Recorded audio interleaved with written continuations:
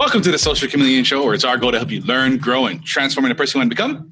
Today, it's book review time, and we're doing Why We Sleep by Matthew Walker, PhD.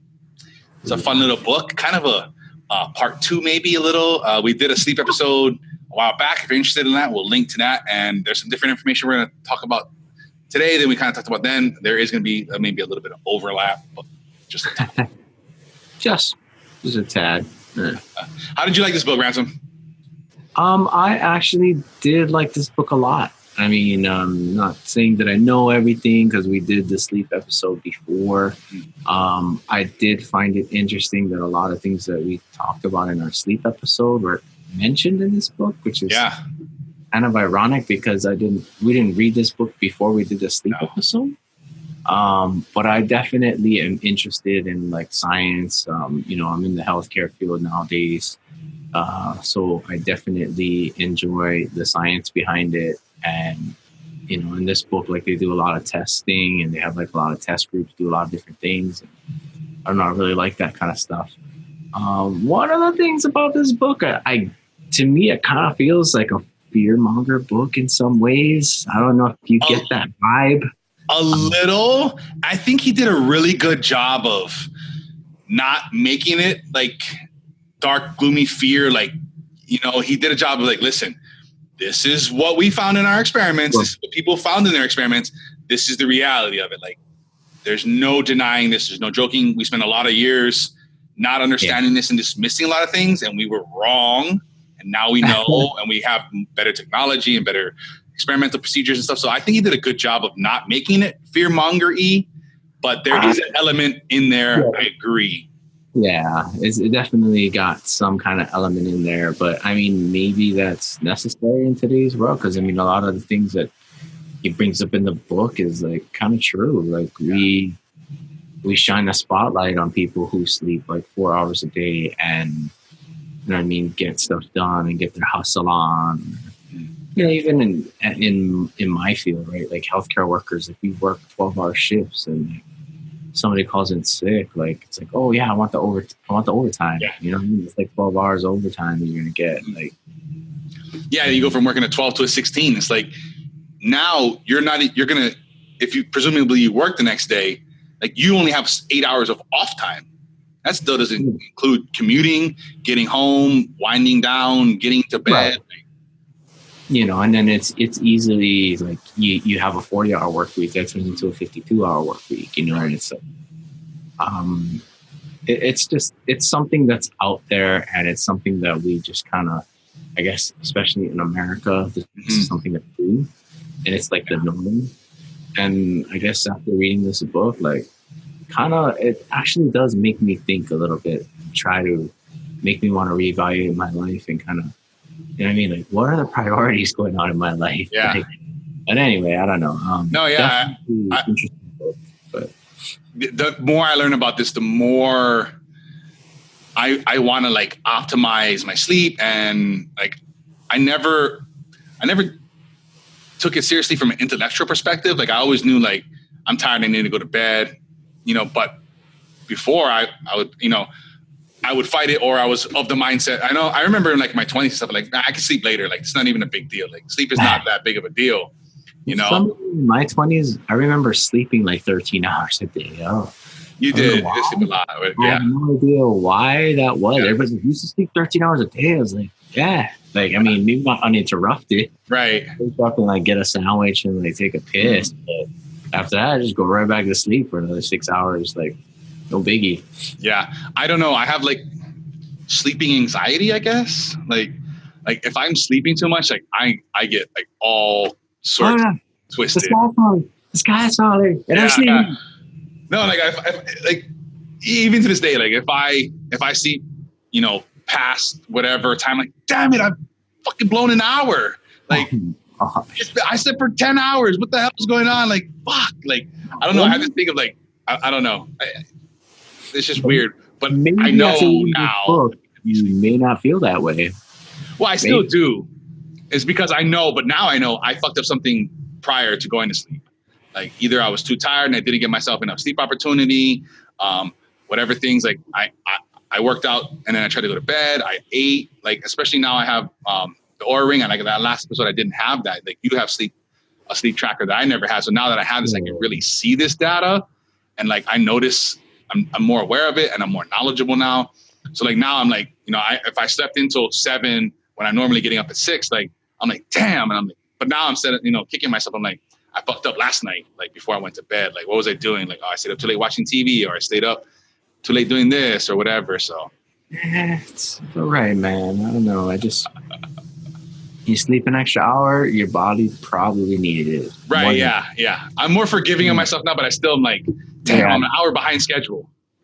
But anyway. So what's up with this Matthew Walker guy? You got a little... this little... information on peeps. Yeah, give him a little, I don't know, credibility for people that don't know. He is a professor of neuroscience and psychology at UC Berkeley. He's a director of its sleep and neuroimaging lab and a former professor. I guess he's taking a sabbatical right now from UC Berkeley, but he's still the director of the sleep lab there.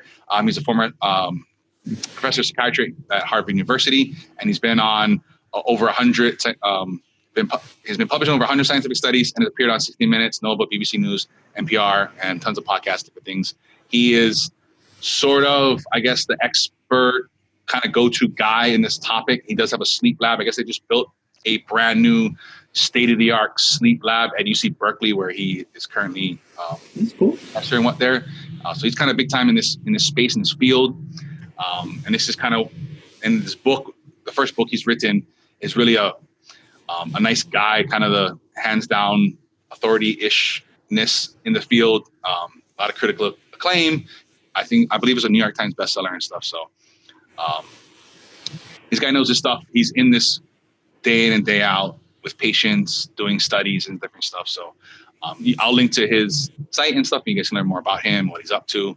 And if you're going to UC Berkeley, maybe you take a class of his when he's back in the teaching mode. Yeah, I mean, you can definitely tell from the vernacular in this book. Like he's talking about places in the brain that most people never even heard of before. I guess, again, I went to school for this stuff, so I'm like, oh yeah, that's right. I remember that. Like, taking me back a little bit when I start reading it. Yeah. I guess, that's another reason I like the book. It's kind of cool. Definitely have your Google ready, your dictionary ready. Don't hesitate to look up words, look up things. Get on the Wikipedias. There's some, like Rance was saying, he's a scientist. He's a professor. There is a lot of things that he talks about. He does a good job, I'd say, most parts in explaining the different things. So, yeah, and then he's got you can definitely tell he loves his work and stuff in there. It's like I've been to sleep lab. Like I don't know what he's talking about on the EEG. I don't see people standing in stadiums chanting. Yeah. I was like, he loves his work. You can definitely tell he appreciates his work. So it's kind of cool. Definitely. And I mean, right out the gate, I want to read real quick the first paragraph he opens his book with. Like it just goes in hard, and I love it, and I think this really gets you hooked. And then it does kind of get a little bit at that fear mongering a little bit, but I think gets your attention and it really says like oh shit, like this is what's to come in this book. So I'm gonna read this real quick. Sorry, I suck at reading out loud. I'm working on it. So routinely sleeping less than 6 or 7 hours a night demolishes your immune system, more than doubling your risk of cancer. Insufficient sleep is a key lifestyle factor determining whether or not you will develop Alzheimer's disease. Inadequate sleep, even moderate reductions for this 1 week, disrupts blood sugar levels so profoundly that you'll be classified as pre-diabetic. Short, sleeping increases the likelihood of your coronary arteries becoming blocked and brittle, setting you on a path toward cardiovascular disease, stroke, and congestive heart failure. Sleep disruption further contributes to all major psychiatric conditions, including depression, anxiety, and suicidality. That's how he starts the book off.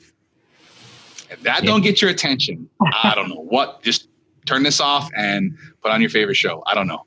Yeah, I'm not sure either. But, that stuff is actually true. It's like when you get out there and spend some time, I've spent some time in sleep lab and people come in. I try to tell them, like, look, man, like people think it's just sleep. Like, oh yeah, I can go 1 or 2 nights without sleep. Yeah, that's cute. That's fine. But if you go, say, 10 years, right?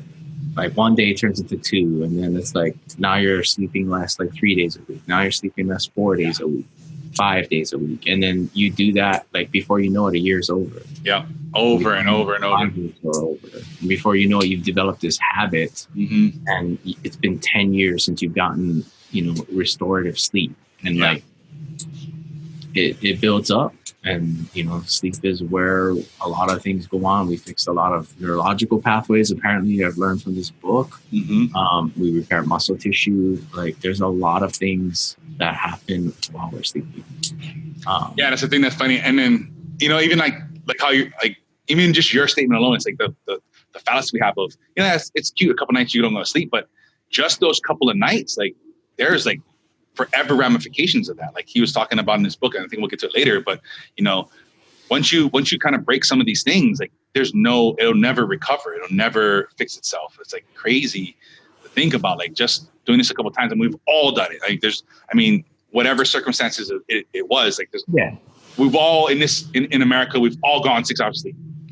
Like we've created a non-recoverable condition like that will never get back. It's like unreal to think about. Yeah, and I guess I kind of like the way that, it's maybe not be the first paragraph in the book, but he talks about it early in the book. He's like, okay, so just imagine you are going to have a child. Yeah. And the doctor tells you that this child, for half of its life, is going to be in a coma-like state. Yeah. Unable to do anything, unable to say anything, unable to react to anything. And then, like, I was like, I never really thought about that. Yeah. Like, Like, no one's ever explained it. Like, we just think about it as sleeping. Right. Like, and then he goes further to say, like, why would Mother Nature, like, put that in there?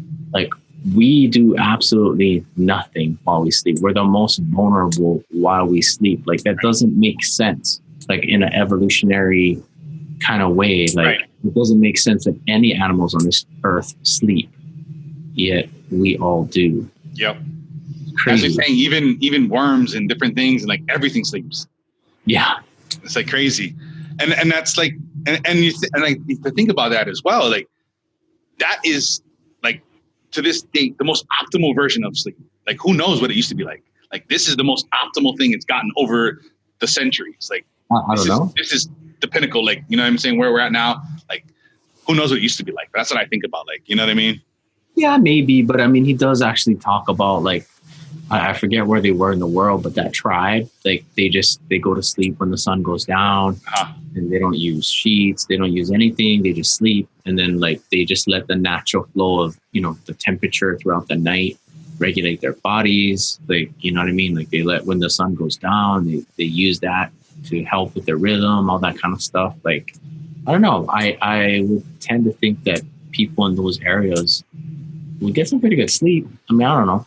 Maybe. Yeah, no light pollution, no nonsense. Yeah. And that's, again, things that he brings to our attention in this book is like, we have these wonderful inventions, TVs and all that, and just reaching for it. These boys right here, like they have a lot of light, and we have street lights. Like, you know what I mean?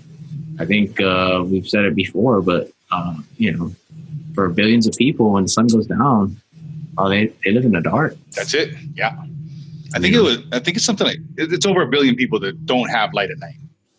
Yeah. And it's like, we are fortunate that our life can continue. Like we don't have to stop everything, or we don't have to prepare everything before the sun goes down, which is great for humanity. Yeah. But, some of the consequences, which, Dr. Walker talks about in his book, our sleep does suffer from it. So, I don't know. Interesting.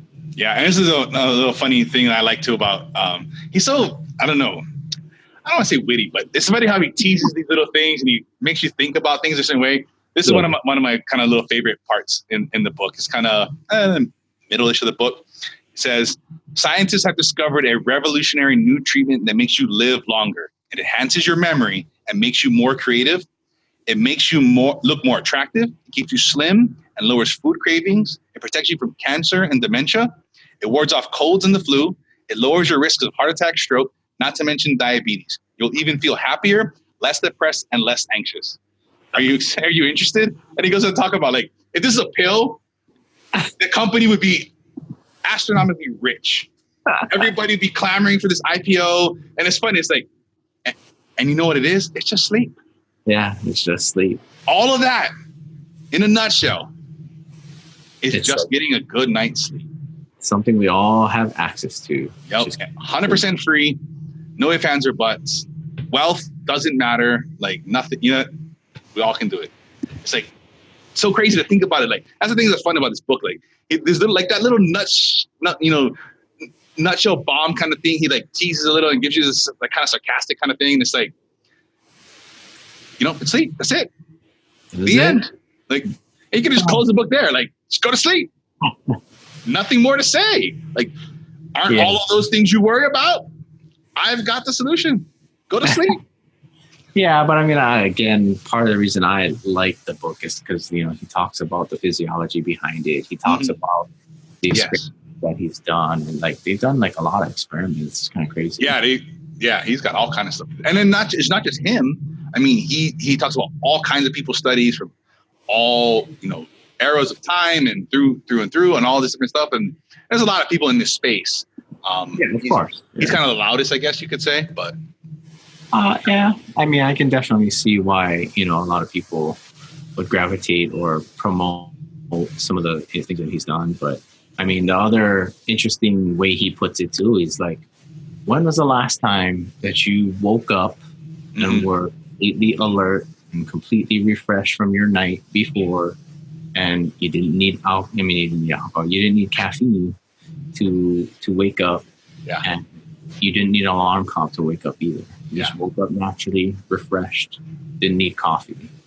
Like, if you are not doing that, if you can't do that, then possibly, maybe, something might be affecting your sleep. Yeah, I almost guarantee, like, that's what's happening. Like, you know, there's no ifs, ands, or buts. You know, like, the more I have become aware of this stuff, and that's the thing, when you become aware of this stuff, you start to see, placebo or not, I don't know, but you start to see these little trends. Like, I know personally with my schedule, Tuesdays are like the hardest for me. Like, the workout class I go to, it's at 8:30 and that's it. There's no other way I can get to that. So I come off, you know, Sunday, everything's great through the week, you know, and then Monday, you know, I go to that class, like, it's over at minimum 9:30. Sometimes we go to 10, and then, you know, by 10 o'clock, I'm usually sleeping already. So then I got a half an hour drive home, and then I normally sit down and have a big meal, and then I don't get to bed till 11:30, and then I gotta be up at 6 a.m. You know, I got you know, kids that gotta go to school. I got things that gotta get done. So I'm already, you know, I don't even have but maybe a 6-hour sleep window. Not to mention just working out that, and it's a very intense, physically active thing that I'm doing. So, and we talked about in the book too, you know, working out too close to bedtime. And then not stacking on top of that. So now I'm going to sleep late. I just finished a hard workout and I just had a big meal. Like, I just stacked the deck entirely against myself. And then I always kind of knew I was tired. But now that I have like this Oura ring and stuff, I can see this empirical data is as good as it's going to be. You know, it's not perfect, you know, especially something like a sleep lab or something, but I can see it. Like, not only do I feel bad, I can look at this data and say, holy crap, like, I am just trash. Like, physically, my body, like, you know, it monitors my heart rate and my breathing and all this different types of stuff. And then I was looking at this data, you know, over a few weeks, and so I don't get back to my normal baseline, like, which was my Sunday, like, you know, in this chart, till Thursday, sometimes Friday. That's one night of fucked up sleep. Yeah. Every night from Tuesday, Wednesday, so even sometimes Tuesday night, I'm going to sleep a little earlier because I'm just exhausted. Yeah, and that's the beauty of today's world too. Like, we got all this technology. We got sleep trackers. You got like Fitbits, like the Jawbone Up or whatever the heck the thing is. There's tons of things. There's tons of rings and watches and bands. And so much stuff that can like track your sleep and like help you with that. I think they have some stuff built into beds now.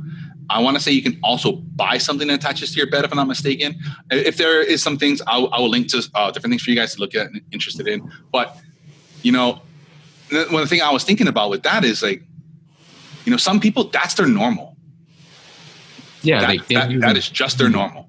They just, it's like Monday night is baseball. Tuesday night is soccer. Like, you know what I'm saying? Like, like, right. Like, you know what I mean? And like Wednesday is like gymnastics. And it's like, and like your life just like repeats this cycle and then like months later, but like, I don't know. I mean, I'm not saying that we shouldn't get out there and live life to the fullest. You got one, absolutely. Get out there and do it. But again, after reading this book, like I kind of put like a little bit more thought into like, I was like, well, how's my day going? How's my week going? Like, how can I get more sleep? Like, but that's the thing. Like, you don't need to sacrifice sleep to live your fullest life. And in fact, maybe I disagree. And like he talks about in this book too, and we can go through some of that. You actually are performing better when you're sleeping. You're mentally sharper. You're making better decisions. You're making better choices. You're tackling the hard stuff. You're getting through these things. And I noticed that, with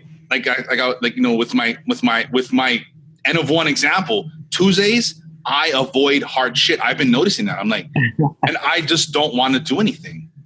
And so I've been trying to, hack my schedule to say, you know what? I'm now aware of this. I understand my avoidance. Like, what can I put on my schedule Tuesday that just I don't need to be at 100% to tackle? But you see what I'm saying? Like, you're making that argument that you're going to try to schedule easy things on Tuesday, but like reality of life is like, why don't you just find a different class, bro? And like, well, there is nothing. So there's nothing else to do. And I love that class. It's one of my favorite things I do. But this is just every American. This is probably everybody watching this right now is like, yes, I love that 8:30 thing that I do, and there's no other time to do it. Yeah. And I just have to sacrifice sleep. Unfortunately, that's life. Yeah. And then you got people, especially in the healthcare industry, like they work at night. Mm-hmm. Most people, like, that's not for them. And then even the book goes to say, like, there's two kinds of people, right? You got the larks and then you got the owls. Mm-hmm. And like, if you're a lark, like the night shift just isn't for you yet. When you start out in healthcare, like you got to do nights. Like, that's just reality. You do nights and you eat it for a while. And then eventually you move to days. And some people, when they go to days, like they still have to switch. Right. 1 month they're on night shift still. And then the next month they get to go to days. Like, but again, this is America. This is what we've become. This is, maybe that's part of the reason he wrote this book too, is to get people to change that. Like, look, America, we're doing something wrong. Yeah. And then we're setting the example for the rest of the world. Right. He's like, look at companies like Nike and Google. Like, they got sleep pods at work. Like, and they encourage you to go home and go to sleep. And then they also, a lot of companies allow you to come in whatever time works for your body schedule. Yeah, and then they also avoid all the crap that you do at home. Like Google does your laundry. You know what I mean? Like, they give you food. Like, you don't have to make lunch. You don't have to do your laundry. You don't have to iron your clothes. Like, come to work, eat, put your clothes on. Like, it's already covered. Like, I need to work there. So the thing to me is, like, the more I learn about this stuff, the more I can hack my Monday night to be the best possible version of having a good Tuesday. Like, so now I'm thinking about, as I'm looking at this data and I'm tracking this and stuff, I'm like, I'm going to stop eating dinner when I come home. I don't need to eat. I just go to bed. And then here I just freed up probably another hour or more of sleep. It's like, these are different things. Like, I'm not going to sacrifice this class. But looking at the data, looking at this stuff, learning about this stuff, like, where are the areas I can maximize and still go to this thing and do this thing? I'm not going to die if I don't eat dinner. I'll be just fine. And there's there's some health things about muscle building stuff people talk about with not eating after workout. Some people are like, you got to eat. Some people, whatever. We're not going to talk about that today, but these are things I can do. In the studies, though, they show that lack of sleep, though, like, it affects the choices that you make.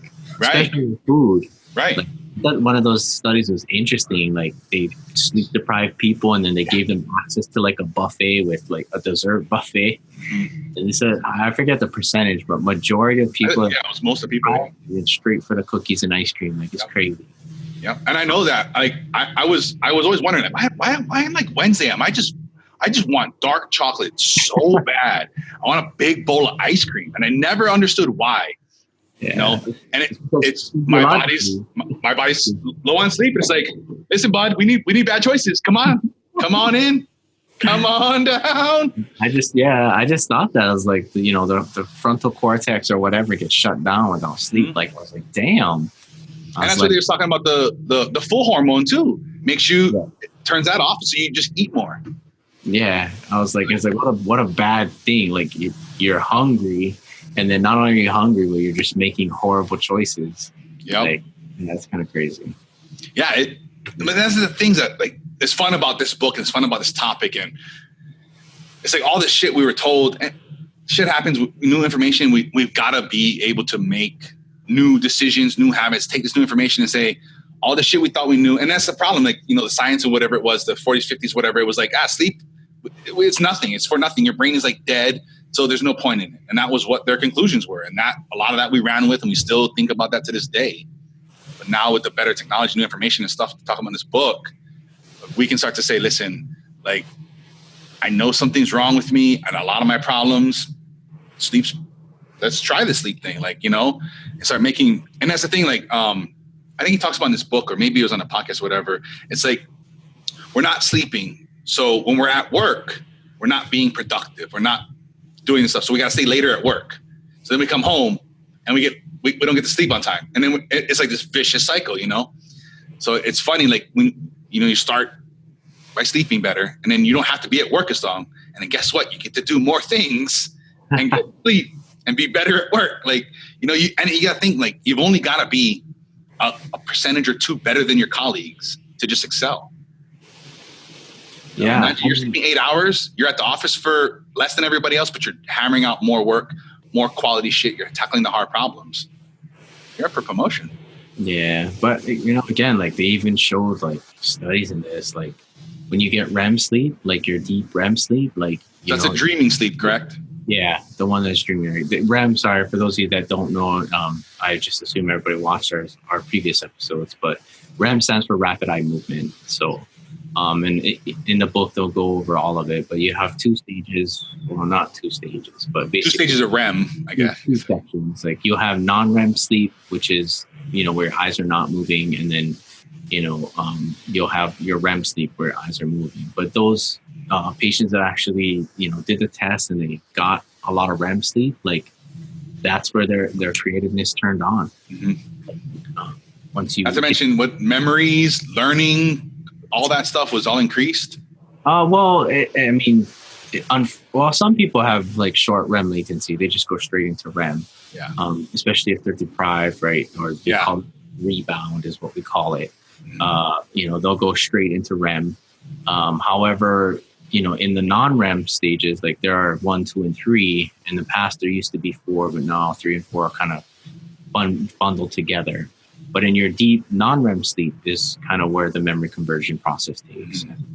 In the book, like I said, you can tell this guy's like a total geek, which is freaking awesome. But he's like, you can see the brainwaves go from like something, and then they actually do get, because in the deep REM, in the deep non-REM sleep, you will see the wavelengths go like the entire chart. They'll go all the way up and then they'll come all the way down. They'll go all the way up and come all the way down, which is kind of cool. And they say that is where you're, number one, repairing brain cells, and number two, that's where you're taking the memories that you have in your short-term area, right, from your RAM, right, and then you're putting it into from your ROM, right, and you're putting it into your RAM. You just go from short-term to long-term, and then when you hit the REM, that's when you start handling stuff like emotions. That's when you start turning on the creative parts of, your thinking process and those kinds of things. So, I geeked out on that part of the book. I was like, damn, this is good, bro. Let me hear this. Like, I need to hear this stuff. Like, but, it does definitely serve a function. I like even the part where he's talking about sea mammals and stuff. Like they sleep like half brain at a time. I was like, wait, what? Yeah, that's crazy. It shut down half of their brain. Yeah. So I don't know, man. This book is definitely got some good stuff in there. Yeah, I got that. And I know they were talking about I don't know if I want to say PTSD treatment, but something along those lines with hacking the REM sleep and getting more REM sleep. Right. So part of the studies that they're doing and what they found out is that, when you get to that dreaming state, the dreaming state has something to do with it. They did studies where they couldn't tell exactly what you're dreaming about per se, but they could tell like they would just watch people and, on the monitors, and then they, have everything hooked up, and they have them on MRI. So when they're in REM sleep and certain parts of their brain are firing on the MRI, they would wake them up and like, hey, what were you dreaming about? So like they did like study after study and like tested all these people, and like eventually they got to the point where they're like, this guy's dreaming about a car. I was like, what? That's crazy, right? They couldn't tell you what kind of car it was, but they say, oh, that's the brain pattern of somebody dreaming about a car or a dog or whatever. I was like, no, it's kind of crazy. But anyway, I digress. I'm getting off key here and geeking out. But, as far as the REM process goes and you actually get into your dreaming state, dreaming is supposed to help with, your emotional things. So when you dream, you kind of relive either this traumatic experience that you've had or this joyful experience that you've had, right? And then for the ones that are traumatic, when you're in the REM sleep, sorry, I have to go back and geek out some more. Your fight or flight syndrome is turned on. We call this the sympathetic nervous system. So because your fight or flight nervous system is shut down, you can actually dream this traumatic thing and your body's not going to have this natural reaction to fight it. And they were saying what was kind of missing with people that have PSD. Can't talk right now, but more sleep. Is that for some reason they're, whether it just be they're in the combat zone or whether it just be the stress of life, like they're not able to shut down their sympathetic nervous system. They're still in fight or flight mode, even when they're in REM, which is kind of crazy. Yeah. Which is, so your brain is trying to relive this nightmare when, your senses are kind of toned down. But because your senses are not toned down, you just basically relive the same dream over and over again. And it's just a living nightmare. People don't want to go to sleep. So I don't know what kind of drug he was, but he was kind of talking about like how they magically met up somehow and just kind of things clicked along and like they did it. But there's a drug that's supposed to suppress your fight or flight syndrome while you're sleeping. And then that way, when you dream, like you will eventually get through that traumatic experience. So again, this is from this book. I am a healthcare professional, but they did all the work. They did all of this stuff. I can't per se, but I thought that was really interesting. Yeah, it was cool how you're talking about how they kind of discovered that the people with PTSD, if I remember correctly, was they couldn't detach the emotion from the dream. So that's why they kept having that feeling or whatever. Because like, cool to hear about and think about. Like I never thought about that. System is still there. I mean, you've been in the military. It's like, I've talked to a lot of guys who've been in the military, and like, you don't really sleep when you're out there. Like, I don't know. I would pass the fuck out. I'm just saying, most people they hear a twig break, like they're wide awake, like they just not me. They just wake right up. But I used to tell my buddy, like, listen, when it's ready for my turn, you've got to wake me up. Like, I'm gonna be hard to wake up. But give me a chance. Yeah, but a grenade goes off, you're probably gonna wake up. Like, let's be real. Like, hey, you would think so. You would think so, my friend. I've been known to sleep through a few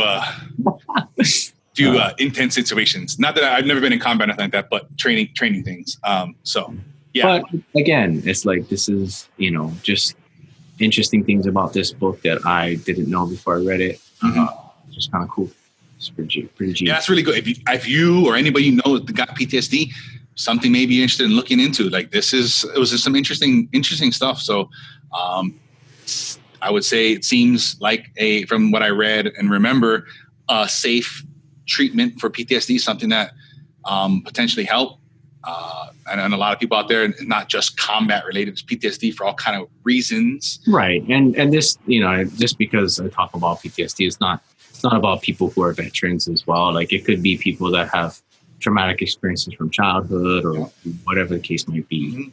Mm-hmm. But getting that deep REM sleep is kind of what helps people get through that heartfelt emotional part, because your brain kind of finds a way, right? You either dream in some kind of hidden message or whatever it might be, to relive that in whatever way your body can accept it. And then from there, when you relive it a second or third time or fourth time without the sympathetic nervous system, like you learn to get over it, which is kind of cool. So I don't know. Yeah. One of the many reasons, like, I mean, it's fun to look at this. The more, especially the more I learn about it, the more, and you can talk to somebody about it. Like I was talking with somebody before and they were talking about it. I'm like, listen, hey, there's some things you should do. And they're like, what? Like, you're not hearing me. Like, I can't sleep. I'm like, I understand. Like, do you do these things before bed? Oh, yes. Probably why you're not sleeping. It's funny. Like, you need to go see a doctor. You need to start changing these things. And it's just like this look of like, you're a fucking moron. You're not listening to me, but. Yeah, I guess. But it's funny because I had a coworker too. Like this was like after we made the sleep episode, like, she was just talking about it. She's like, I have a hard time sleeping. I was like, it's kind of funny because I just made an episode about this. She's like, what the heck? Shut the front door. I was like, no. And like, so we watched it. And then like, so she's like, okay. She's like, so tell me. She's like, all right, I'm going to listen to you. And then like, it was weird because I was like, get rid of all the electronics in your bedroom. No blue light, like before you go to sleep. And then she was like, really? I gotta get rid of my TV. I was like, you have to get rid of it. I was like, you can put it in the living room. She's like, there's no need for it in the living room. And then like, she's like, and then, well, it's funny because like a couple of days, not even like a couple of days later, she's like, Ransom, you'll never believe what happened. She's like, I went to church and there was just this person who just got into this unfortunate thing. And you know what I mean? They were moving into this place and they had nothing. And, I just took this as a sign and I'm listening to what you're saying. So I donated my TV to them and like, so that they could have a TV in their home. And then like, sure enough, she's like, you know what? I actually slept a little better. I was like, what? Like, wow. It's kind of crazy. Awesome. But yeah, so, just things like that. And again, I know it's hard. We all love what we do. We're all creatures of habit. But, you reap what you sow. So, and I guess getting into the science of things, like how sleep works. And this is kind of something I kind of knew about, but I really didn't know. So the two major things, I guess, when you're getting ready to go to sleep that affect how you can fall asleep are, number one, your circadian rhythm. That's a scientific term, but basically your body has a natural clock of, wanting to fall asleep and wanting to wake up. And then the other thing that affects it is what Dr. Walker calls sleep pressure, right? Yeah.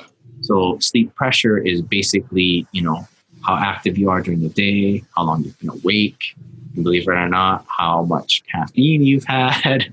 Yeah. There are other stimulants out there in the world, but basically if you take the activities in your day and you sum them up into whatever parts, like all of that will basically free up receptors in your brain, right? So that So when your circadian rhythm, right, when your clock hits a certain time, and if the pressure to sleep is great enough, then you'll fall asleep.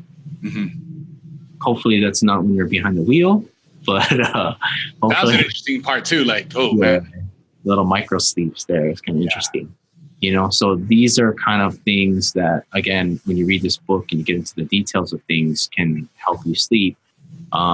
They talk about also, what does that see? I keep messing up. I want to say CBTI. Is that how you want to say? Oh, well, I saw my notes here. Behavior for insomnia. Yeah. Cognitive behavior therapy for insomnia, CBT-I. So, understanding how you sleep and what the parameters are, stuff like sleep pressure, stuff like your circadian rhythm, how to control that, whether you're a lark or whether you're a night owl.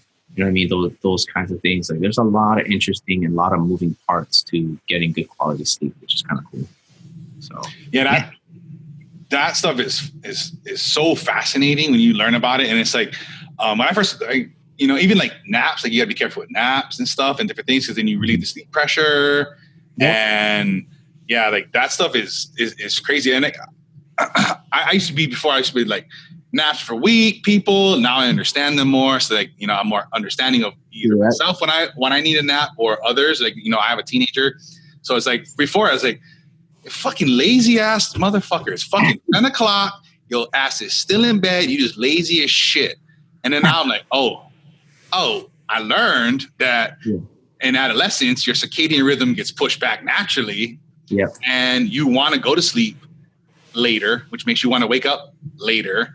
And it's like, so when I learned that, I'm like, oh, so much more understanding now. And like, I can help you set you up to win. Like, this is the stuff you should be doing. And these are the things, like, I get it. Like, so when you understand these things, like, it's so easy to set yourself up to win, especially with all the stuff like we talked about before with the repercussions of not sleeping well, like helping your teenagers and stuff sleep better. If you've got kids at home, like he talks about in this book a lot too about the schools, with remembering stuff. Yeah, well, you're right. Your job. In this case, I'm trying to talk about teenagers because to me that was like the really profound thing. Like I never thought about, like doing better in school, remembering stuff. And then the one town they changed the school start time, so I think it was 8:30. It was a 70% reduction in accidents. Mm-hmm. It's like anti-lock brakes. It was only like 20 or 25% reduction in accidents. Like that's more than twice, 3 times greater. Like just moving teenage high school start times 1 hour, like crazy, unbelievable stuff. When you start to learn about that, like we talked about it, so much better choices, I think too. We talked about it too in our last sleep episode, daylight savings time, right? When it switches over, it's like kills a lot of people. Yeah, a lot of people have heart attacks. They get car accidents. I don't know what that's about, but yeah, we're making that joke, right? Why don't you just go to sleep an hour earlier? Yeah. Who would have thought? None of us, nor you or I, live in an area where we have the time zone change. So I don't understand, like, why you would know. I'm sure you guys have been warned going up to that day. Why don't you just set your clocks back, forward, whatever you do, like when you get home or something? I don't know. I don't get it. Like, but But anyway, getting back to kids at school, like, it also helps with their memory. Yeah. Talking about earlier, right? When you get into that deep non-REM sleep, that converts your short-term memory to long-term memory. And they even did a study in this book. I kind of wish they would have did a study about recall. Mm-hmm. That's the reason why most students do all-nighters, especially in college, is because I believe the recall factor is a lot greater. Mm-hmm. I think my understanding is as soon as you're done, as soon as you go to sleep, all that goes away. Like your brain's just not going to consolidate those memories. I understand that, but I'm just saying, like, that's the reason why students do that. And even he talked about in this book, he's like, I've talked to the school system to see if we could create a better way for learning and a better learning environment, and they're like, they weren't too happy with that. So, yeah. Like he's actually he was talking about everybody's tests are like the same week and everybody's got to do. Yeah. And so like he does for his classes, he doesn't have those finals and he spreads it out and stuff. It's kind of interesting how he he understands, like, the key to true learning, right, is not what you can recall on a test. Like the key to true learning is making that transition, right? Converting your short-term memory into long-term memory, and over time, just building upon building. And, they did studies in this, according to this book, and they showed that, when people get a full night's rest after learning, like, especially when they learn, they go right to sleep, like they retain way more information. Yeah. So just kind of keep that in mind. If you've got teenagers going to school, like their rhythms are off, they need full nights of sleep, yet they can't get that because they have to get up at 5 or 6 in the morning to make it to school. on time. Just, I don't know. I definitely think it opens my eyes and definitely explains a lot of stuff, which is kind of cool. It does. It reminds me of this mentor I had a while ago. And every time we get off this like crazy hard like session or some like brain melting training or whatever, he'd be like, all right, now as soon as we get off this, everybody go take an hour break. Let your mind relax. Go sit down somewhere quiet. Maybe take a nap. Like, you should let this go. And I was just like, why? Like, I got shit to do. Like, now I understand. He's like, he wanted us to absorb that and to let that start to transfer into our long-term memory. And I was like, damn, this guy's smart. And I just bought it the whole way. But there's tips and hacks and tricks, man. Like, when you learn about this stuff. Yeah, and I guess since we're talking about teenagers and all that kind of stuff, I mean, nowadays we have so much damn medications out there. It's like, it's like you think your kid may have ADHD, but really, you might just need sleep. Just need some sleep. Especially if you're not getting sleep, which makes you make bad food choices, which makes your blood sugar levels go up and down. I mean, hey, we can get into that. But I mean, just in the study, it wasn't just about bad food choices. It's like the part that makes the hardcore decisions in your brain, right? The prefrontal cortex. Like, if you lack sleep, that thing just shuts down. Yeah. It's crazy. So, yeah, again, I'm not here to tell anyone how to raise a kid or anything like that, but just definitely reading this book might bring some light and might help you with your situation. And like going along the whole medication train, stuff like Ambien and Lunesta, people take that for sleep, or, I don't know what age they can take it, but, kids are taking who knows? Whatever the case might be. I think he did a really good job in this book when he's talking about those pills, because he's like, so you get into a more restful state. He's like, but I am purposely avoiding the word sleep. Yeah. It's like, because you're not actually sleeping. You're just going into, I guess, being sedated, right? And you're right. Exactly. if you're in the medical world, you kind of understand what that's about. Like, your body's... You're passed out. You're not sleeping.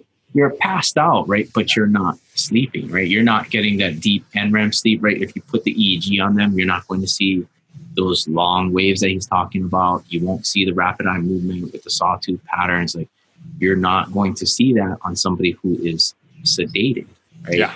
Like, he talks the same thing about people who drink alcohol before bed as a nightcap.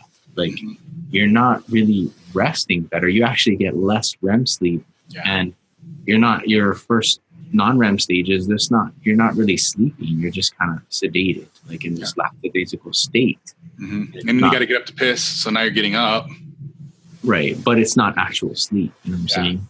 Like, and, again, talking about, the whole dangers of the thing. Like, some people take Lunesta or Ambien, and when they wake up in the morning, like, they're still in that sedative state, and like, they may, they're operating heavy machinery or motor vehicles during the time. That can be dangerous too.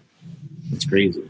And not to mention, I mean, I'm sure a lot of people have heard different horror stories, stuff like that. He did a podcast I'll link to with Dr. Peter Attia.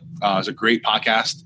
And the Dr. Peter Attia, the host of the show, he was saying when he was a young doctor, and he would get on West Coast to East Coast flights, he would take an Ambien to pass out on the plane thinking he was sleeping. And he said he'd get up later on or whatever, days later, and he would see emails he sent, phone calls he made to colleagues and patients and stuff. And he was like, when did that happen? He's like, I was sleeping on the plane. I sent emails to people. He said, good thing nothing was ever inappropriate or whatever had happened. But that's when he stopped taking that. He's like, I am not even aware of what I'm doing in my behavior, the things that happen. He's like, I could be, doing something and I'm not even aware of it. So I've heard different other stories from people too. Like, they're not even aware that they had done something because they were on Ambien. But yeah, even on this, like, he definitely calls it out. He's like, those kinds of drugs are memory erasers. Like, yeah, that was interesting to learn too. Damn. So like, anything you do when you're on it or before or after, like, you don't remember, I guess. So things do have their side effects, and I know people who swear by Ambien, but whatever. Yeah, because you're passed out, so you think you're sleeping. So you're sedated, right? Yeah. But try not to confuse sedation with actual restful sleep because they are not the same. They look the same, but there are differences. So, and I think that's where, maybe sleep trackers or different things like that, it can help you, bring light to that data, and it shows you your non-REM sleep, your REM sleep, your deep sleep, your wakeful periods. Like, these things can show you, like, dang, I'm not even, like, I was awake 5 times last night. Like, when did that happen? Like, like, I didn't get any REM sleep last night. I got very low or whatever. And these things show you that stuff. And it's like, you can start to track back. Like, what did I do last night? What have I been doing? Like, that's the thing I like about it. And even then, when you take into fact all the stimulants that are out there, you know what I mean? Like, coffee, man, like caffeine. Yeah. How easy is it to drink a soda before you go to bed? Or have a soda and that's the thing that I like to learn, because I'm in the camp of, I'll take an espresso right now, double shot, triple shot on that, I'll pass it right. No problem.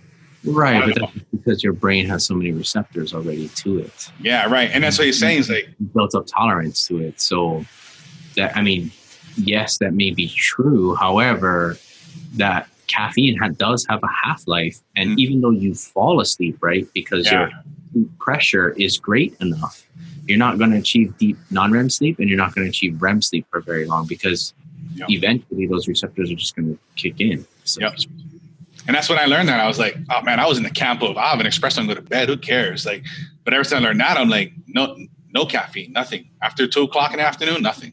It doesn't even matter. Like, because I understand now the importance of even being, even I did my DNA stuff. I'm a fast caffeine metabolizer.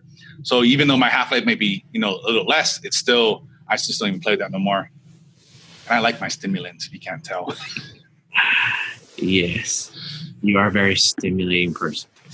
I am. Don't know what to say. But yeah, so. Yeah, I want to think, and then I think this can kind of lead into driving. Like, I never thought about not only just tired driving, but the cool thing I learned, and I like this word he uses in the book, micro sleeping, like that, like dozing off kind of thing, but not realizing you're dozing off. I was like, that's like, I don't know how many times I've done that and like never realized how like scary that is, Yeah, and again, I'm not trying to jump on the fear monger bandwagon, but he does definitely present a valid argument. Yeah. He's not justifying drunk driving, but if you're drunk driving, you have a slow reaction to things, right? Mm-hmm. But if you are AKA sleeping, you can't step on the brake at all. You can't understeer out of the way, or you can't do anything. Mm-hmm. You're basically driving this vehicle. Who knows? Hopefully it's like under 25, but you're driving down the freeway at 60. You're driving a tractor trailer. Yeah. And somebody stops in front of you, you're not going to react at all. So. Yeah, that's the thing. If I'm not mistaken, he said that tired driving is responsible for more fatalities and accidents than drunk driving and all other types of things like that. I was like, dang, like that's insane. And in when I went on vacation earlier this summer to Utah, and it's just one really long road. The speed limit was 80, and it's just really just kind of long distance road. I've seen signs. I've never seen signs before. Tired driving, like type signs, like kills and pull over. And I was like, wow, that's like they're taking this stuff seriously. Well, yeah, it's just that thing. You just have no control of the vehicle. Yeah. It's called a micro. Like I like the way he says micro sleep too. It's like cool. What a cool term. Yeah, but when you doze off behind the wheel, like you have no control, and like at the same time, he brings a valid point too. It's like some people are both. You know what I mean? Like you normally wake up at 6 every morning to go to work, and then hey, it's Friday night after work. We're all going to go out. We're going to have some drinks. So you're already staying up later than you normally would be. So your sleep pressure is high, and you're intoxicated. Right. So now you're like double dipping. Like when you're awake, your reactions are slow, and when you're micro sleeping, your actions are zero. Mm-hmm. It's like, oof. And that's a fun thing too. He talks about, he's like, all those stupid little tricks you think work don't work to keep you awake. The radio, the cold air, wind out the window. And I was like, man, I tried all of those things. Well, what does work is when you get yourself a little micro sleep and you wake up and your fucking heart starts pounding like crazy because you almost killed yourself. That works a little bit. I guess. But, that's just the thing too. And, again, not to do fear monger thing, but after reading this book, I do put some thought into it. Like if you are tired when you're driving, like just pull over, man. In the book, he recommends to take a nap for as long as you need to, not almost for 5 minutes. Like go to sleep. And when you wake up, you wake up. Right. And then just remember, that when you wake up, you may be in a lackadaisical state. When you go from sleep to wakefulness. So even after you wake up, like take about 20 minutes before you start driving again. Yeah. That's what he recommends in the book. And I would have to agree, I guess. That's where I'm at. Yeah, and it reminds me of a funny story on the podcast he did with Peter Attia. Peter, being a doctor, he said when he was in residency, I forget whatever days he was awake. I know several days, and he hadn't slept, or he had slept very minimally, hour or two or something like that. And he said he was driving his car, and it was a standard stick shift, whatever we want to call it. He said he jumped in the car, and it was a little bit ways to get onto the highway, freeway, whatever it was to get home. He's like, I could not hold down the clutch pedal. That's how tired he was. So tired, I could not keep the clutch in. So he said he pulled over into like a questionable park and like laid on a park bench. Like, I'll just lay here for a few minutes. I think he slept for some like 8 or 10 hours, something like that, laying in his park. But that's just, I mean, these are the signs. If you start to recognize and know these signs, like, I know I've done it. I've jumped in the car and been like, hey, I'm tired. I'll be all right. I'll make it home. And it's like, you got to stop and like take a nap or whatever. It's just like, you just can't, like, you start to feel that sensation of like, I can't react. I can't control my bodily functions here. Like my muscles feel weird. Like, and I know me, when I get overly tired, like my legs, like shake and kind of ache or whatever. It's like, to me, I've got like that physical sign, and I know I'm like, all right, I got to stop. This is not happening. Yeah. So making it out there. And then I guess something else I have here in my notes too. Yeah. We're on the topic of micro sleeping. It's just, I guess I never really understood, how much like hours of sleep are required. Mm-hmm. He's put some good statistics in there that I'm just going to read out here. Yeah. So, and I guess this one is a little bit more extreme. I don't know very many people that get less than 4 hours of sleep a night. But if this is you, I'm not talking to you per se, but I'm just reading this out. So it may apply to you. It may not. I'm not specifically talking about you, just so you know. Right. But sleep deprivation is, if you get less than 4 hours a night for 6 nights in a row, that is equivalent to going 48 hours without sleep. Right. So like, this is like in a week's time, you work in those 16-hour shifts, right? You're getting less than 4 hours for 6 days, right? Getting that overtime. Like, that's the same thing as staying awake for 2 days. That's crazy. Yeah. If you've ever done that, imagine what you felt like at the end of that 48 hours.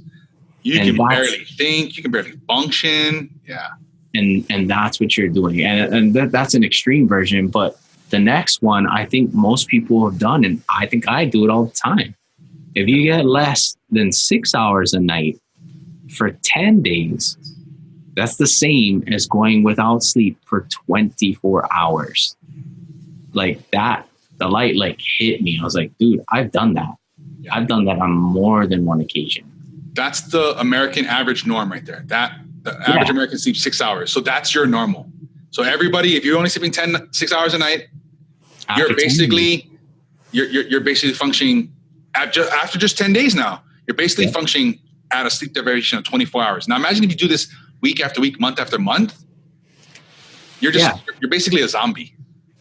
But I just found that like statistic. And again, these are just studies that he's done, right? They're using certain parameters to test how awake people are and how responsive they are, and what everything is. But you know what I mean? Like people that were sleep deprived for 4 to 6 hours for days on end had the same results on these tests as people who hadn't slept in a day or two.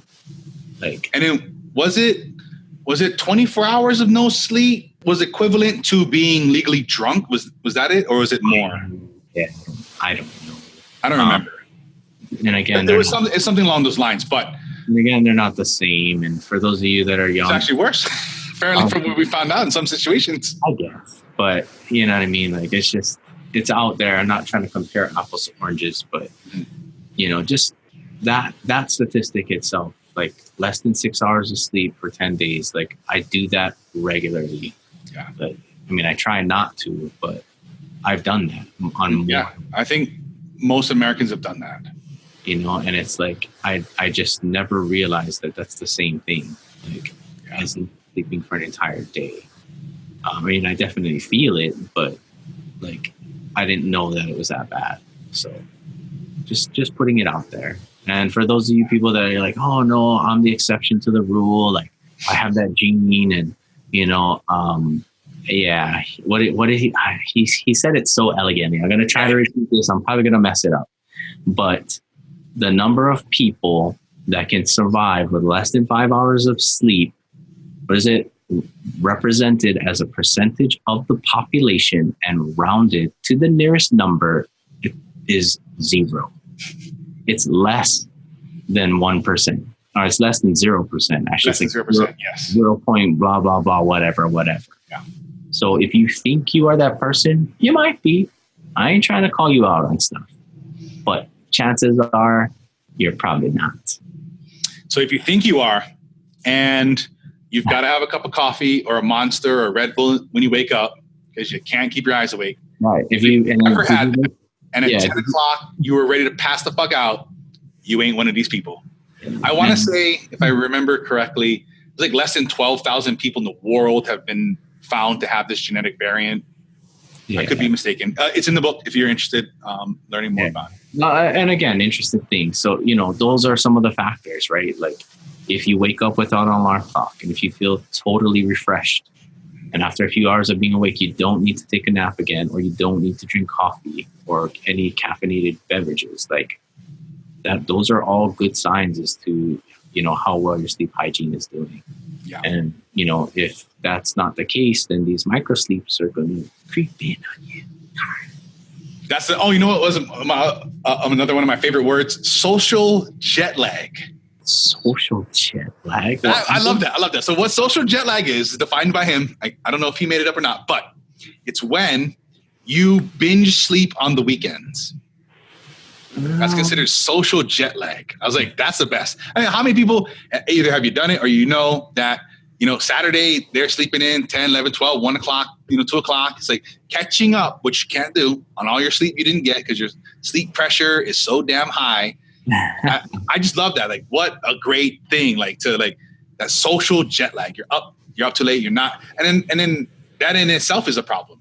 So now come Sunday, you should be going to bed at whatever, let's call it 10 o'clock. It's like, well, you didn't wake up till 2 o'clock in the afternoon Saturday, which means you probably didn't go to sleep till 3 o'clock in the morning Sunday, Saturday night. Now it's like 10 o'clock. You're like, well, I'm fucking wide awake. And we go again, coming into Friday with your social jet lag again. So something to keep in mind, very interesting. I love that term. It's one of those fun little terms I like. Yeah, I guess I wasn't too hype about that, but yes, the myth is that you can try to catch up with sleep. Yeah. And, the truth of the matter is that you can't, but you can get back on track. Yeah. You got to sleep it off. That will have impacts on your sleep pressure. And sometimes if you do it often enough, it'll push your circadian rhythm either forward or backwards. Yeah. But you can get back on track. Yeah. And then speaking of that, from the only way I know about is with the help of a doctor, you can move your circadian rhythm, whether it be forward or backwards. I know it takes a long time. It takes several months, if not longer. And there's a lot of different things you got to do, but it is possible. You condition yourself. And you want to move it, with the help of your doctor or a doctor that specializes in that. I know it can be done. Yes. CBTI, people. CBTI. Yeah. So, those are some, I don't know. I just love this. It's so fun to learn about this stuff. Like personally, I like learning about this stuff. I like to get to perform at my best at all times, and why and what I can do and what I can control. These are one thing that's so easy to do and just has such tremendous benefits. Undeniable. For sure. And for those of you people that are, another fun fact, just moving along, for those of you people that are interested in losing weight, people who are interested in losing weight, might want to try to regulate your sleep. Yep. It's something that's not easily done, but if remember, if you don't get enough sleep, you make bad choices, right? Prefrontal cortex shut down. You're gonna make some good choices. And also donuts for breakfast and triple chocolate eclairs for lunch and double ice cream scoops for dessert at night. Like, it's tough. It's bad. But also regulating your sleep will also regulate your glucose and insulin levels. Yeah. So I guess I geeked out on this part of the book too. Yeah. So, the human body uses glucose, right, as a form of energy, right? We need insulin going throughout the body to take that glucose into the cells. And for those, like Tyson saying, if you don't eat, an hour or two before bed and you get your full hour sleep, I mean, you're at that time, your body should not have very much glucose in it. I mean, if you did things properly. So, in the morning, your body will actually start producing another thing called glucagon, which actually starts breaking down your fat cells. So, all of these things kind of like play a role physiologically, to helping you do things, right? If you get better sleep, you're going to regulate your glucose, your insulin, better glucagon production, better fat breakdown, and you're going to be making better choices about the foods that you eat because, the ice cream machine is just not going to be calling your name. I mean, the ice cream machine is always calling your name. Just going to be able to resist it a lot. It's easy to say no to the ice cream man. If you've had a good night's sleep.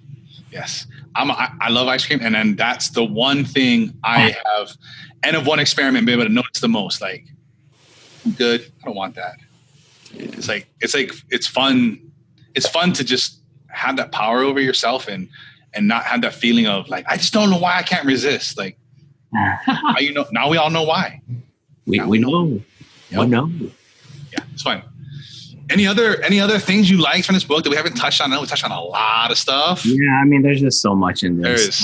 I guess the other, maybe we can end on this note, even though it's not the greatest, but he talks about mental illness in this book. Yeah. And he gets into it with Alzheimer's and dementia and like the different, I guess I didn't know there were so many different types of dementia. I mean, I know basically we talk about either delirium or dementia, but nonetheless, he's saying that, they used to think that it was kind of like a one-way thing. Like if you have Alzheimer's, like you don't get sleep, right? Like it's just kind of how it works. Or if you don't get sleep, like you develop Alzheimer's. And throughout the study, they've shown that the correlation between mental illness and sleep is like a two-way street. Mm-hmm. If you have a mental illness, you will get less sleep. And also, if you get less sleep, chances of developing a mental illness are greater. It's like fat bastard. I eat because I'm depressed. I'm depressed because I eat. It's a vicious cycle. And apparently, he's probably not sleeping well. More than likely. Because that would make him not so depressed and not so hungry, which would make him not depressed. And he wouldn't want to eat the baby. Exactly. There's something to this. There's something to it. Austin Powers. That's the thing. Like, that's the funny part, right? Is so much mojo because he slept for years. Yeah. But it's like that. It's like the vicious cycle, right? Like, I mean, not in this joke, but with the mental illness, that was so fascinating. It's like, if you're susceptible to these types of things, you don't sleep. And because you're not sleeping well, it exacerbates your mental illness. It's like, you're just stuck in that loop. It's like, it's so crazy. Like how much we still just don't know, but how much we do know, like these crazy things that seem unrelated that are just being affected by all of this stuff. For sure. So But yeah, it's a great book. I recommend, if you don't believe, get the book. If you believe, get the book. Yes. Learn more. Find the little hacks and tweaks you can get into there. It's a great book. I'd say it's an easy read. It doesn't get, in my opinion, too dry or too boring, or it's always got a nice fun tone to it. Even though there's some scary things he talks about, but I think it's a good fun read. If there's an audio book, he's got like that. The narrator isn't the author, but he's got that British accent, which is always fun for us Americans, I guess. But it's true. But yeah, and for some reason you get bored while reading or listening to the book, and you tend to doze off. Hey, it's okay. You probably need a nap. Probably need that nap. So yes, I did find myself like getting tired or placebo tired. So I don't know. Just like the suggestion of sleeping, especially in my nighttime drive home. It's like, you know what? I am tired. Thank you. I appreciate it. But if you're looking for other things to maybe supplement this or go along this, check out this month's giveaway. Mm-hmm. Maybe we'll do a sleep stuff. I don't know. You'll have to see what we got going on. We got all kind of fun stuff. We do books all the time. We do courses and products and whatever we can get our hands on that we've tested and validated and we know help us to help you. Check out what we got going on, the socialchameleon.show/pick-me. See what we got going on. Get into this month's giveaway. It's gonna be fun like always. And we'll link to this book as in the show notes, as well as other products we talked about. The Oura Ring, which is the best sleep tracker on the market right now. It also does fitness stuff. If you're interested, I'll link to that. I'll link to Dr. Walker's website and his institute and everything like that. Some products that I know of. I don't have problems sleeping, but some people in my family and other friends and stuff I have recommended and got feedback on the Four Sigmatic. They do a mushroom products, the mushroom teas, the sleep tea from the people I've given it to has, from their feedback, told me that, just basically they just want to pass out. So it's a product that I've tested with people that I know have had problems and they've had good results. They make a lot of great products. If something you're struggling with, give that a shot. I'll link that in the show notes, as well as Calm, the brand. They do a magnesium supplement. It works wonders for sleeping. A lot of great results from that, as well as people I've also had to do that. Like I said, I don't have problems sleeping, so I have never tested these things on myself. And then I will link to the Drive podcast with Dr. Peter Tia, where he talks with Dr. Walker. It's a 3-part series. They go into a lot of what's in the book. Maybe if you're not interested in the book, this is a more conversational thing with 2 doctors talking.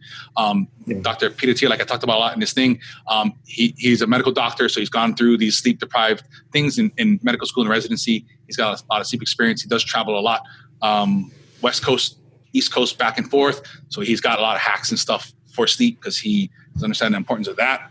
I'll link to that if you're interested. Ransom, anything else I didn't talk about? No, man, that's pretty good too. Yeah. And then rolling on to this week's challenge. Mm-hmm. If you haven't figured out yet, if you don't, not by this episode, take sleep seriously.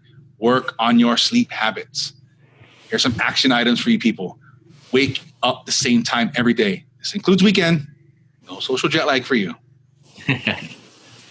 Your bed is for sleeping. And one other thing that we're not going to talk about in this episode, not watching TV or checking your messages or whatever other things you're doing on your phone or tablet or laptop, whatever. It's for sleeping. Set up your sleep environment with a cool room. There is a suggested temperature range. If you can, if you're, the economic status to be able to do that, do your best setting that up. This doesn't have to be an expensive, elaborate thing. Get a good bed, whatever you can afford, the best you can do. Sheets, blackout curtains or blinds. Those are typically inexpensive. Set that up. Turn off your electronic devices at least 1 hour before bed. If for some crazy reason you use your phone as an alarm, like I do, I put my phone in airplane mode and my phone's off, and that's that. Give yourself at least an 8-hour sleep opportunity, because it's likely you're not going to actually sleep those full 8 hours. So give yourself the opportunity to be in bed for at least those 8 hours and get as much of them as you can. If you need to bump it out more, figure out what works for your current state and get your sleep optimal. You're going to have a better life and everything. This is this week's challenge. Go do these things and get them going. And just adding on to that challenge, some of the action items. Also watch your caffeine and alcohol intake. Watch eating before bed. Try not to eat too early before bed, and try not to consume too much caffeine, especially before you go to sleep. Maybe stop that halfway through the day. And if you're taking those alcohol nightcaps to fall asleep, maybe you shouldn't do that. And with our final thoughts, this book has brought to light a lot of things about sleep, what it does for us, right? Nature put that in there for a reason. There's a reason we are in a coma-like state for half of our lives. I think we should take some time to pay attention to that and not treat it as a weakness, but probably much more as a strength. It was given to us for a reason. Sleep, the mysteries of sleep and why we do it still have yet to be unraveled. We understand so much about it already, but there are things that we still don't understand about it. And I think it's one of the greatest gifts to mankind. So as a gift that is rightfully yours, go out there, get it, take it, bask in it, bathe in it. It is your gift. Enjoy. And if you're looking to enjoy this type of information with some other people, and some other people don't sleep well or don't take sleep seriously, share this with them. Have a conversation about it. You guys can compare comas together, see who's got the best coma schedule and rituals. Have fun with this. Share it. Teach it. These are the best ways to learn this stuff. And sleeping is going to help your memories be long-term things. You're going to make better habits, make better choices. Get people along with you if you need help with that. The best way to support the show is leaving a like and a review, sharing this with other people. Don't hesitate to let us know what you think. You have ideas, suggestions, let us know. We're always looking for things to help you guys, with what you got going on, your challenges. You can connect with us all week long in between episodes at the Social Community Show on Facebook, Instagram, and Twitter. Don't forget to subscribe on YouTube if you like the video version or your favorite podcast app. For our past episodes and links to everything we talk about here today, you can visit the socialchameleon.show. Until next time, keep learning, keep growing, some amazing sleep, and transform into that person you want to become.